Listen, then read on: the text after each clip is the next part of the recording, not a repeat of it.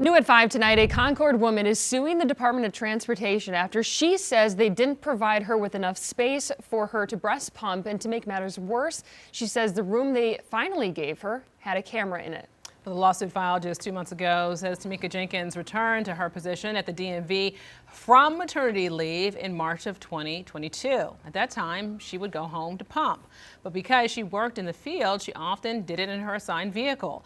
But the suit states the car had ongoing mechanical issues, including a non-working air conditioning unit, making the process very uncomfortable or very difficult for her to be able to pump. On top of that, the suit says that multiple people walked in on her pumping in the designated room at the DMV, and she says that she even spotted a camera. Let's bring in Chief Legal Analyst Khalif Rose to this conversation. Khalif, how key would evidence be in a situation like this? Like, does she need to prove there was a camera? Does she need to prove that people walked in on her? 100%. I mean, those are the things that you'll have to prove in the allegations. And so these types of claims, just like a criminal matter, you'll have a discovery process where both sides will ask questions. And so sometimes you can get three things in by the other party admitting it. You can say, hey, was there a camera located in the lactating room? And they can either say, I know, I don't know, or I had no knowledge of it. But if they automatically answer that in your initial set of questions, then there you go. That can be admitted instantly. The other portion is you can go to the room and take pictures. One of the things when I looked at the complaint, it said that they admitted that, yes, there was a camera up there, and I thought it was covered by a piece of paper. So, I mean, there's an admission right there, even though it was by the plaintiff's own words.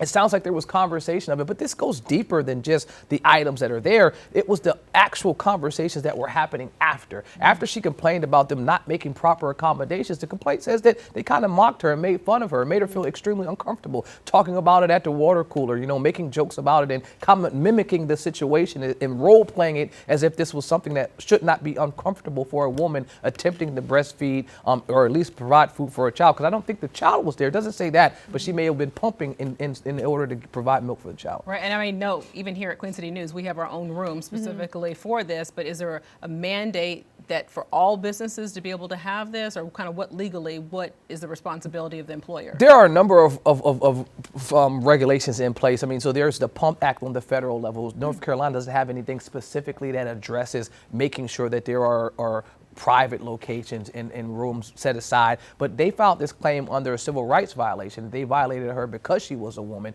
and they didn't really specifically address the Pump Act. But that act in itself has a couple cutouts. If you're a company with less than 50 employees and you can show that it would create an undue hardship on your company, you can waive out of that requirement. However, in this case, they're filing this under, they have solely discriminated her because she's a woman, and for that reason, it seems like this company and this plaintiff are going to be in a fight for a minute. It'll be interesting to see where this case goes. Khalif, thanks for your time. Appreciate it.